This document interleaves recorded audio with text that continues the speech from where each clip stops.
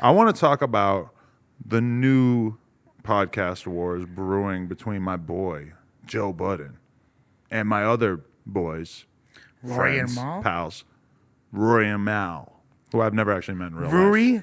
Rory and Neely Mal. Rory as a act calls him. Did those? I feel like those nicknames never really stuck.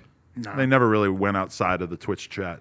But anyway, so basically, Mal and Joe have been going at it, and Mal's like most recent little tirade against Joe, which got cut up into a nice little nifty TikTok reel short. Nifty on 50s? That I saw on Twitter was basically Mal saying that it pains Joe. What was the phrasing he used? I wrote it down just so I wouldn't forget. He said, Mal said it pains Joe Budden that every time he pays for pussy, that he knows that Mal is responsible for a nice chunk of the money that he's spending right there. This is my problem. He said the dollar bills he throws in the air should have my face on it. Listen, is what he said. I don't believe that Joe Budden would ever pay for pussy. Not my Joe Budden. Look at the collection. I don't believe it. Look at the collection of bitches that Joe Budden. His Pokemon cards are immaculate. Right. Sure. Like, come on, bro. Gloria Velez, Tahiri, like that. But in order to get there as a man, you still got to pay for a lot of pussy along the way, right? For sure. Yeah, I mean, I don't hold that against him. I mean, everybody pays in some type of way. Right. I don't think that he's literally getting escorts. You know what I mean? Joe Budden's been knocking him down on his own volition and by being a dude that bitches find attractive for many, many moons now. In this house, we don't look down on men who pay for pussy. We encourage it. You see what Kanye said? Besides everything that's going on right now. What did he say? He said he buys bitches houses. And Birkins and stuff like that. Like, and in comparison to that, giving them like $500 to fuck with a condom in the back of the strip club, I mean, that's a great. Seems pretty modest. And then he has a song about not fucking with gold diggers, and this is a great lesson for him to bestow about fiscal responsibility to the younger generation that looks up to him. Thanks, Ye. When I was leaving the Joe Budden podcast after our little feud, it was all smiles afterwards, just so people know what the feel was. Joe Budden was going to the strip club, so that part of his life is still very much alive and well, and it's making me wonder, like, am I fucking up? Am I missing out on something because this is something that I never did? A lot of the main, I mean, let's be real. Miserable. A lot of the he seems absolutely miserable. He had a whole entire mixtape series called Mood Music. That was like 20 years ago. No, but he's still like, he's a very brooding, emotional. You talk about shit from 20 years ago like it was yesterday, which is why I know you're just as old as me.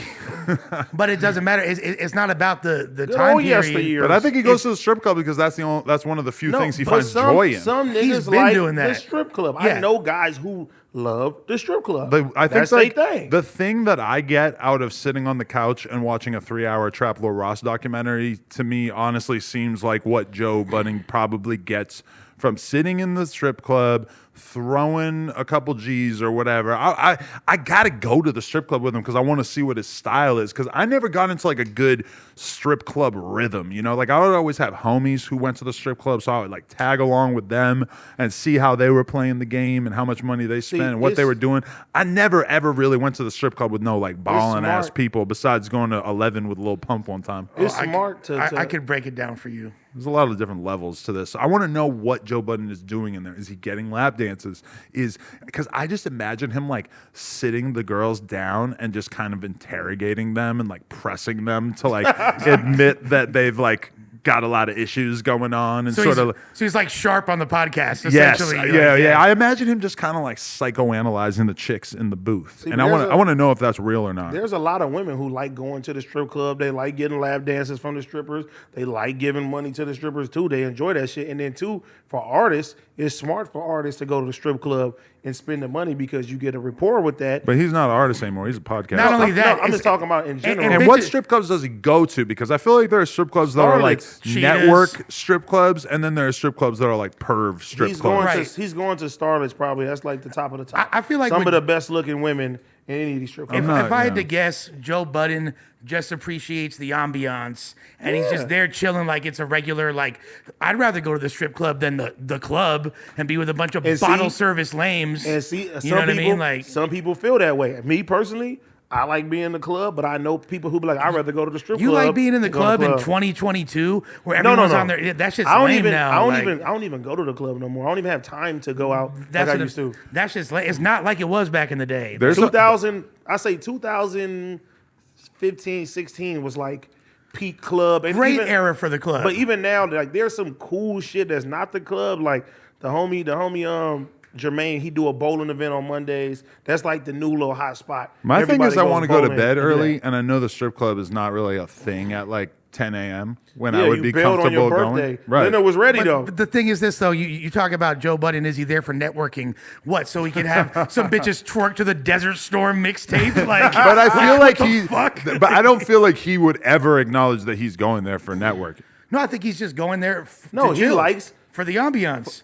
For the type of women that he's had in Basking his in life. the ambiance. Basking in the ambiance. The type of women he's had in his life, it's apparent that he likes fucking women. He likes bitches, so he goes. He likes to be around women. And most of the strip clubs got great ass wings and food. You sit there, you see some titties and ass, you throw your money. You think know they what let I'm him saying? smoke his cigs in there? Yeah, It's a good excuse to go outside real quick. I feel like he's not. Yeah, he probably does like doing that. Yeah. But like you said, Tootsie's in Fort Lauderdale, that's literally paradise. Some of the best it get cracking over there. it get cracking over there. The thing that I was trying to say before we got sidetracked talking about what Joe Budden is like in a strip club, is the fact that do you Pause think cast. that when Joe Budden is throwing money in the club or when he's spending money on pussy or whatever he might be doing with his money, do you think that he's feeling bad or that it's paining him? Like where would the pain be coming from?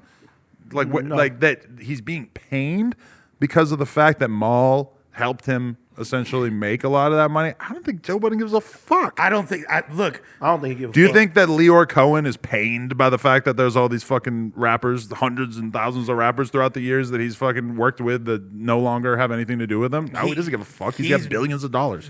that's literally like the equivalent of a pimp being mad that a hoe is working for somebody else now. And I don't want to call Maul a hoe. No, That's a spicy little I was take. talking about the rappers talking about- and Leor Cohen. I know, but I'm just saying. But at the end of the day, when I see Budden, Mal, and Rory going at each other, it just makes me sad because as much as I enjoy their pods individually, when they were all together, I felt dynamic. like that was the best dynamic they ever had. I feel like they fed off each other really well, and I would be more inclined to listen to and just absorb that content than I would any of the shit they got going on now. Although it's still dope, and I like the other dudes that Budden has on. I can't really like tell you much about them. Like their personalities don't really jump out as me as much. They but- don't like YouTube clips. Shout out to my guy Ice. apparently. Man. Yeah. There's some of those. They do like people- drill rap, though.